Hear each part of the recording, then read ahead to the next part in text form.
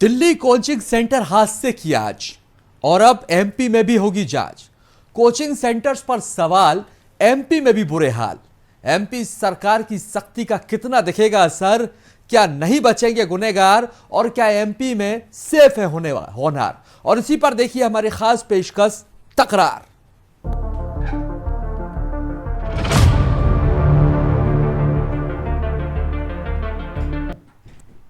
नमस्कार, मैं हूं राजेश सोनी और आप देख रहे हैं हमारा खास कार्यक्रम तकरार। तकरार में बात करेंगे हम कोचिंग सेंटर्स की। जी हां, दिल्ली कोचिंग सेंटर्स हादसे के बाद अब उसकी जांच मध्य प्रदेश तक आ गई है। दरअसल दिल्ली के राजेंद्र नगर में बेसमेंट में चल रहे कोचिंग सेंटर में पानी भरने से सिविल सेवा परीक्षा की तैयारी कर रहे 3 छात्रों की जान चली गई। और वहीं घटना से सबक लेते हुए एमपी की मोहन सरकार सतर्क हो गई और सीएम डॉक्टर मोहन यादव ने अधिकारियों को कोचिंग सेंटर की जांच और जलभराव जैसी स्थिति से निपटने के निर्देश जारी कर दिए, जिसका असर भी दिखाई देने लगा। अधिकारियों ने कई कोचिंग सेंटर्स पर कार्रवाई कर उन्हें सील कर दिया। अब आपको बता दें कि एमपी के कई कोचिंग सेंटर्स हैं जो नियमों को ताक पर रखकर संचालित किए जा रहे हैं। अब उन पर सरकार की सख्ती का कितना असर दिखाई देगा, ये देखने वाली बात होगी और यही हम समझने की कोशिश करेंगे। लेकिन किस तरह से सीएम ने सख्ती दिखाई है, पहले हम आपको वो सुनवाते हैं, उसके बाद हम चर्चा को आगे बढ़ाएंगे। कई मेहमान भी हमारे साथ हैं, सुनिए। तो देखिए, दिल्ली में कोचिंग सेंटर की जांच की आज अब मध्य प्रदेश में, और दिल्ली हादसे के बाद अब एमपी के कोचिंग सेंटर्स पर भी सरकार का एक्शन। और सीएम डॉक्टर मोहन यादव ने बेसमेंट में चल रहे कोचिंग सेंटर्स में जांच के निर्देश दे दिए। और आपको बता दें, अब कोचिंग सेंटर्स, धर्मशालाओं, संस्थाओं और कई ऐसी जगहें हैं जहां पर अब जांच की जाएगी। सीएम डॉक्टर मोहन यादव के निर्देश के बाद जो है वो असर भी दिखाई देने लगा है। कई कोचिंग सेंटर्स पर कार्रवाई भी की गई है, उन्हें सील भी कर दिया गया है। और आपको बता दें कि अब सरकार की सख्ती जिस तरह से दिखाई दे रही है, एक सरकार की, मोहन सरकार की संवेदनशीलता है कि दिल्ली घटना से सबक लेते हुए तत्काल एमपी में एक्शन जारी भी कर दिया गया। चलिए, अब हमारे साथ मेहमान जुड़ गए हैं, चर्चा को आगे बढ़ाते हैं। पहले हम मेहमानों का परिचय आपसे करवा देते हैं। देवांश सोलंकी जी हमारे साथ हैं, जो कि अखिल भारतीय विद्यार्थी परिषद से हैं, एबीपी से हैं। देवांश जी, आपका बहुत बहुत स्वागत है हमारे इस कार्यक्रम में। और वही दूसरे मेहमान हमारे साथ विकास राठौर जी हैं, जो कि एनएसयूआई से हैं।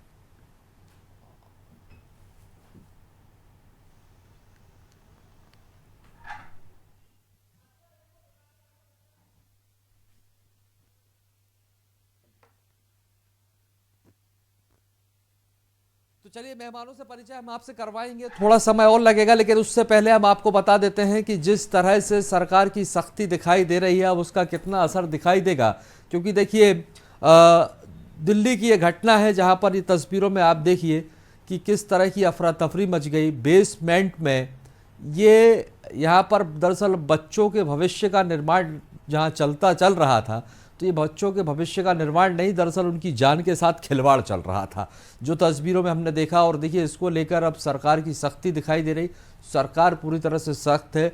और जैसे ही इस घटना का संज्ञान लेते हुए मुख्यमंत्री ने आनन फानन में एक बैठक बुलाई, और बैठक बुलाने के बाद अधिकारियों को सख्त निर्देश जारी कर दिए गए हैं कि इस तरह की जो भी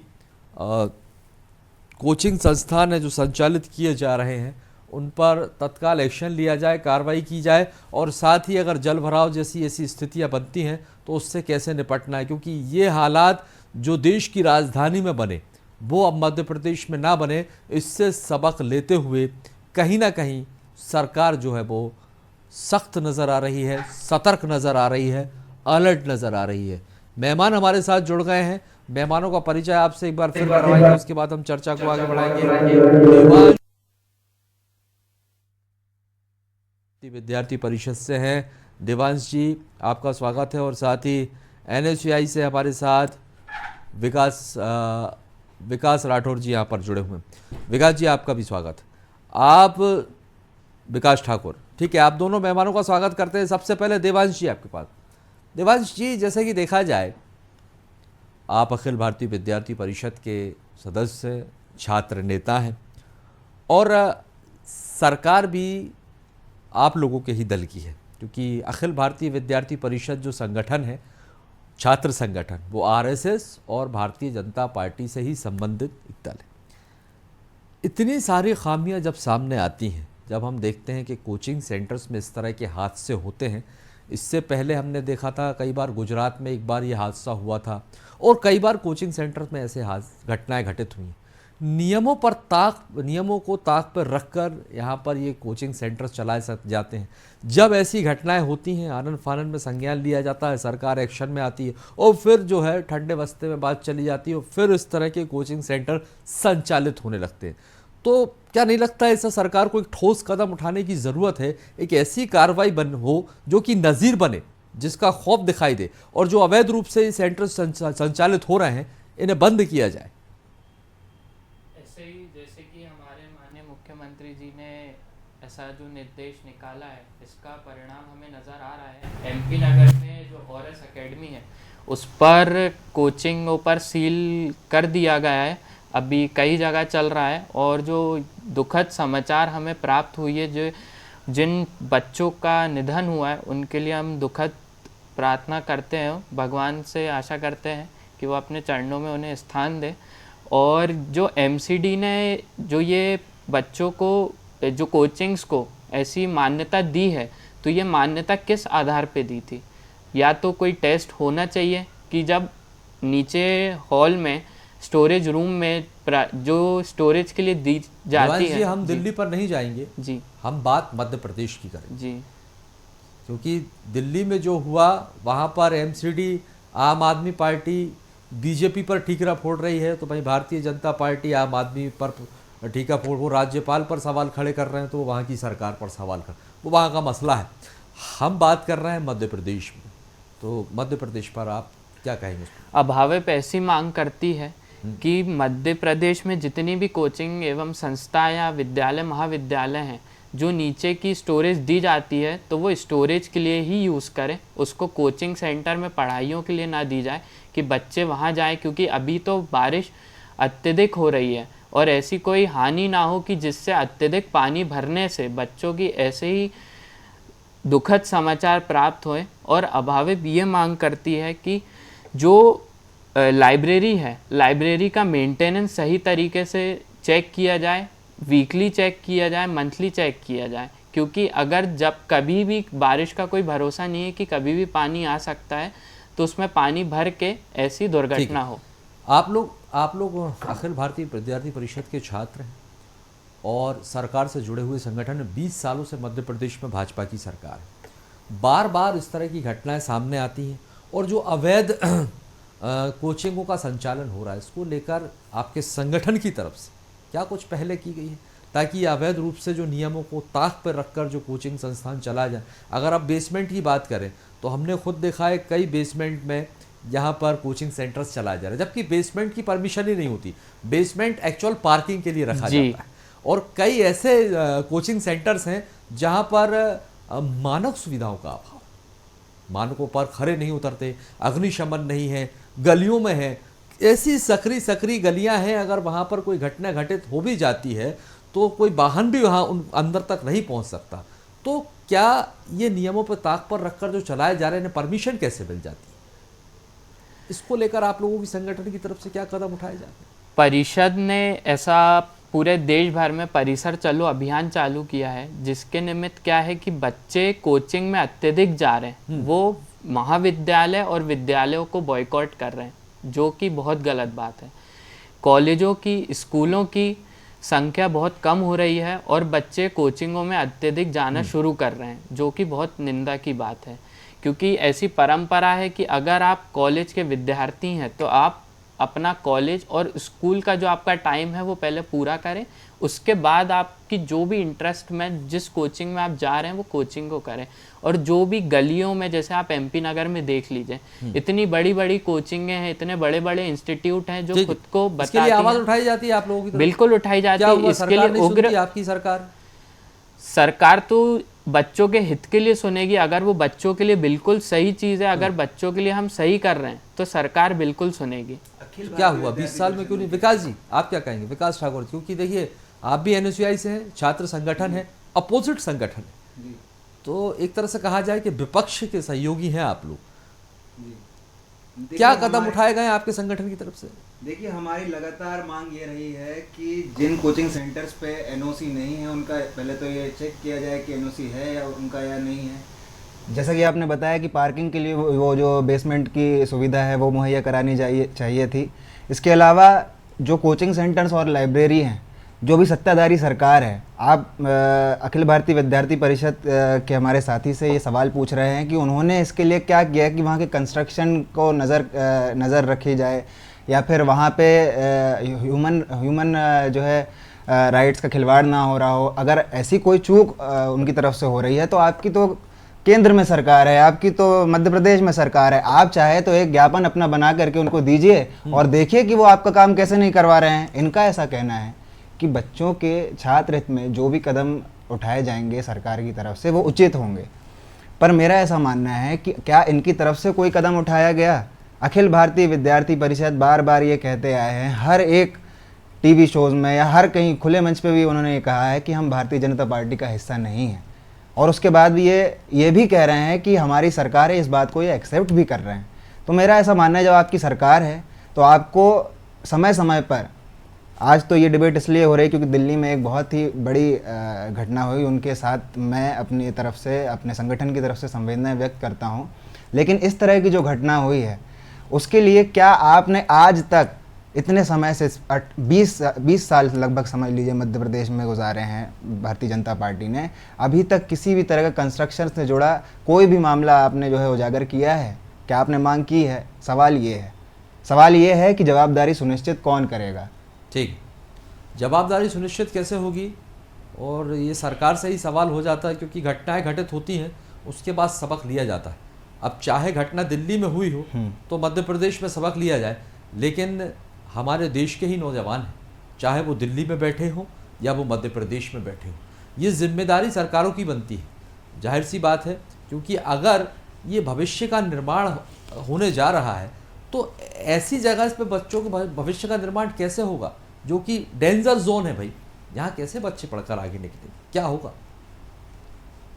देवांश जी, बार बार सरकार को अवगत कराने के बाद भी अगर आपके संगठन की सुनवाई नहीं होगी तो किसकी सुनवाई होगी? ये आरोप लगाया विकास जी। जैसा कि 10वीं 12वीं के जो परीक्षा की लीक की बात हुई थी, नीट की बात हुई थी, तो इसमें विद्यार्थी परिषद ने पूरे देश भर में जगह जगह प्रदर्शन किए थे। माननीय शिक्षा मंत्री जी को भी ज्ञापन सौंपा गया था और उनसे बात हुई थी कि जो भी सीबीआई की जांच हो, मांग हमने की थी कि सीबीआई की जांच हो, उसके प्रति हम बच्चों के लिए हमेशा उग्र प्रदर्शन करते आए। और बच्चों के कौन सा उग्र प्रदर्शन हुआ है? नीट के लिए अखिल भारतीय विद्यार्थी परिषद न सड़क पर आवाज उठाती आई है और ना ही व्यापम का आप घोटाला देखिए, पटवारी आप घोटाला देख लीजिए, नर्सिंग घोटाला देख लीजिए, और सबसे बड़ा जो नीट घोटाला हुआ इसके लिए आज तक अखिल भारतीय विद्यार्थी परिषद ने कोई भी जवाब, सरकार अगर आपकी है, अखिल भारतीय विद्यार्थी परिषद जो कि आपसे ही संबंधित दल है, आप ही लोगों की सरकार है, तो आपको आवाज उठाने की क्या जरूरत, सड़कों पर उतरने की क्या जरूरत? ये काम तो विपक्ष का है, ये एनएसयूआई करेगा, ये कांग्रेस करेगी, ये काम विपक्ष का है। निश्चित तौर पर क्यों आंदोलन करेंगे आप लोग? अखिल भारतीय विद्यार्थी परिषद हमेशा बच्चों के हित के लिए प्रदर्शन करती आई और बच्चों के हित के लिए काम करती आई है। तो जो अगर सरकार भी प्रदर्शन करने की जरूरत, आप तो जाइए, जैसा कि अभी विकास जी कह रहे थे, ज्ञापन सौंपिए कि साहब ये ज़रूरतें हैं और यहाँ पर इस तरह की खामियां देखने को मिल रही हैं, इन पर तत्काल जहाँ चूक हो रही वहाँ एक्शन लिया जाए और ये मांगे हैं इनको पूरा किया जाए। इसमें आप लोगों को प्रदर्शन करने की ज़रूरत कहाँ पड़ गई? प्रदर्शन विपक्ष में जो है वो करेगा, आंदोलन विपक्ष करेगा, आप लोग कहाँ आंदोलन करेंगे? विद्यार्थी परिषद अभवित, फिर मैं दोहराना चाहूँगा, बच्चों के हित के लिए काम करती है। अगर वो सरकार हमारी हो, विपक्ष की हो, सरकार किसी भी हो, हम काम करते हैं विद्यार्थी परिषद बच्चों के लिए। आप अगर हित के लिए काम कर रहे हैं तो आपका ये कहना है कि आप हित के लिए काम करते हैं तो सड़कों पे भी उतरते हैं। जी बिल्कुल। यानी कि सरकार आपकी नहीं सुनती? सरकार बिल्कुल सुनेगी। अगर हम बच्चों के लिए बिल्कुल सही स्टेज पे जाएंगे, बिल्कुल सही उस पे काम करेंगे, सरकार बिल्कुल सुनेगी। और सुनती आई है। सुनती है। चलिए विकास जी आप कुछ कहना चाह रहे हैं? सर, मेरा ऐसा कहना है कि अगर सरकार इनकी है, इनके संगठन की है, ये समर्थन करते हैं उस सरकार का, और ये किसी वाजिब वजह को लेकर के सरकार से ये मांग करते हैं कि छात्र हित में ये कदम उठना चाहिए, और फिर बाद में इनका ये कहना है कि हमें सड़कों पर भी उतरना पड़ता है, तो इनकी कहनी और कथनी में तो आप गहरा फ़र्क, इनके जवाब में ही सवाल आप कर सकते हैं कि जब इनकी बात सरकार ने सुनी ली है तो इनको उग्र प्रदर्शन करने की ज़रूरत क्यों है, एक बात। दूसरी बात, इनकी अगर सरकार बात सुन ही रही है तो क्या इन लोगों ने रीनीट की जो मांग हमारा भारतीय राष्ट्रीय छात्र संगठन NSUI इतने समय से उठाता आया है, जिसमें कि सुप्रीम कोर्ट ने ये आदेश किया है, माननीय सुप्रीम कोर्ट ये कहते हैं कि जिन लोगों को ग्रेस मिला है उनकी जो है दोबारा उनके लिए दोबारा परीक्षा आयोजित कराई जाएगी। लेकिन अगर फर्जीवाड़ा हुआ है तो ऊपर से नीचे तक हुआ है, और अगर ये छात्र संगठन अपने आप को कहते हैं तो सिर्फ उन छात्रों का रीनीट नहीं करवाना चाहिए जिनको ग्रेस मिला आप है। उन सभी लोगों चलेगा विषयांतर जी जी मैं विषयांतर हम विषय पर बात करेंगे, हम कोचिंग सेंटर। सर, विषय ये है ठीक कि हम दोनों ही एक छात्र संगठन हैं जिसकी जो एक विरोध में है, जिसकी जो मामला विपक्ष में है, सुप्रीम कोर्ट में है उसे सुप्रीम कोर्ट में ही रहने दीजिए। बिल्कुल। और हम यहाँ पर बात करेंगे कोचिंग सेंटर्स पर और सरकार के एक्शन पर और कार्रवाई पर, और आपको जो खामियां नजर आती हैं आप उस पर बात। देखिए सर, निश्चित तौर पे अगर सरकार की तरफ से कोई भी कदम उठाया जा रहा है जो कि सकारात्मक है तो हम उसका खुले मन से स्वागत करते हैं। लेकिन अभी भी देखा जाए तो सील लगा देना किसी कोचिंग सेंटर पे और अवैध तरीके से जो है कोचिंग जो आपको पढ़ा रहे हैं, क्या वो मानकों पर खरे हैं? क्या वो शिक्षा आपको दे पा रहे हैं, या फिर उनकी फीस जो है वो आप लोगों के बजट में आती है जिस तरह से वो आप लोगों को पढ़ा रहे हैं वहाँ पे? देखिए, अब कोचिंग सेंटर में जाना, उनका अध्ययन करना क्या सुविधाजनक है वहाँ पर? सुविधाजनक निश्चित तौर पर है सर, क्योंकि मैं नहीं मानता हूँ कि सरकारी संस्थानों के या फिर प्राइवेट संस्थानों के जो अध्ययन करवाने के तरीके हैं छात्रों के प्रति, मतलब आप ये कहना चाह रहे हैं कि स्कूल जाना, कॉलेज जाना ये सब गलत बात है, तो अपन बिल्कुल मैं नहीं ये कह रहा हूँ, बिल्कुल इसका मतलब ये बिल्कुल नहीं निकलता। मेरा मतलब ये है कि कोचिंग में जाना बिल्कुल सही बात है, मतलब बच्चे अपनी स्कूली परीक्षा, स्कूली पढ़ाई छोड़ के कोचिंग्स में जाके पढ़ें। और आपका कहने का मतलब है क्योंकि ये घटना हुई तो लोग कोचिंग ही क्यों जाते हैं? नहीं, हमारा तो देश भर में परिसर चलो अभियान चल रहा है, ये परिसर बहुत अच्छी बात है। जब आपसे ये सवाल किया गया कि भाई सरकार अपनी जवाबदारी सुनिश्चित क्यों नहीं कर रही है, तो आपने ये बता दी कोचिंग जाना ही ठीक नहीं है। हमारा एक अभियान चल रहा है, जी सर, हमारा एक अभियान चल रहा है, उसके तहत हम यही पुष्टि कर रहे हैं कि लोग बाग कोचिंग ही ना जाएं। नहीं, कोचिंग जाएं, कोचिंग जाएं जी, कोचिंग जाएं, लेकिन जो बच्चे कोचिंग जा रहे हैं वो कोचिंग ही क्यों जा रहे हैं, अपनी कॉलेज भी तो जाएं, बिल्कुल स्कूल भी तो जाएं। अब यूपीएससी की तैयारी करने के लिए, जी यूपीएससी की तैयारी करने के लिए लोग विश्वविद्यालय कॉलेज में जाकर के अपनी तैयारी करें और कोचिंग सेंटर का हवाला ना दें। अखिल भारतीय विद्यार्थी परिषद से जब नहीं, ये सवाल मतलब पूछा गया, कोच इतने बड़े बड़े इंस्टीट्यूशन जैसे बड़े बड़े विश्वविद्यालय, स्कूल बनाए गए हैं तो वो सिर्फ इसलिए बनाए गए हैं कि बच्चे यहाँ पे अपनी फीस भरें, जो पूरी पढ़ाई करनी वो अपनी कोचिंग्स में करें। ये तो बहुत निंदा की बात है। अब देखिए, अगर सर एक सवाल अखिल भारतीय विद्यार्थी परिषद के ये नेता हैं, अखिल भारतीय विद्यार्थी परिषद को क्या ये जानकारी है कि सरकारी शिक्षा संस्थानों में अभी शिक्षकों के लिए कितनी रिक्त पद पड़े हुए हैं? क्या अभी भी गेस्ट फैकल्टी यहाँ पर नहीं पढ़ाई कॉन्ट्रैक्ट बेस पर? क्या ये सवाल नहीं पूछना चाहिए? अगर मैं ये सवाल पूछ लेता हूँ तो क्या मैं गलत हूँ? अगर मैं ये सवाल पूछता हूँ तो मैं सीधी सीधी एक बात कहता हूँ कि सरकारी शिक्षा संस्थानों में अभी देखा जाए तो हालात नहीं है कि विद्यार्थी पढ़ पाएँ अच्छी तरह से। अगर मैं ये कह रहा हूँ कि प्राइवेट संस्थानों की मुंह मांगी रकम है, अगर विद्यार्थी परिषद ऐसी मांग करती है कि जो शिक्षक पढ़ा लिखा है वो शिक्षक ही आगे जाए, अगर जो शिक्षक बिना, अभी ऐसी निकाली है कि जो शिक्षक बीपीएड करा हुआ है वही शिक्षक पढ़ा पाएगा स्कूल में। अब जो शिक्षक की पढ़ाई ही कंप्लीट नहीं है तो वो कैसे पढ़ा लेगा? मानक तय किए गए हैं। कोचिंग सेंटर्स जब शुरुआत इनकी की जाती है तो इनकी परमिशन कैसे मिल जाती है? इनका पंजीयन भी तो करवाना होता है। जी बिल्कुल करवाना होता है। तो क्या इन सब चीज़ों का निरीक्षण करवाया जाता है सरकार की तरफ से बार बार कि वहाँ पर अधिकारी पहुँचें, वो ये पता करें कि ये मानकों पर खरे हैं, उनका रजिस्ट्रेशन करवाया गया है, वहाँ अग्निशमन यंत्र है, बचाव के साधन संसाधन वहाँ पर है, तो इसका निरीक्षण करवाया जाता है क्या? नहीं करवाया जाता। मैं ऐसी सरकार से मांग करता हूँ कि जो आप भी लोगों ने अभी तक मांग नहीं की होगी, इस पर संज्ञान नहीं लिया। आप लोग कोचिंग जाते हैं, खुद छात्र हैं, नहीं देखते आप लोग कि वहाँ पर क्या खामियां हैं, क्या कमियां हैं? वाहन खड़े होने की दिक्कत है, ट्रैफिक में बहुत दिक्कत है, वहाँ के सीवेज लाइन निकल रहे हैं।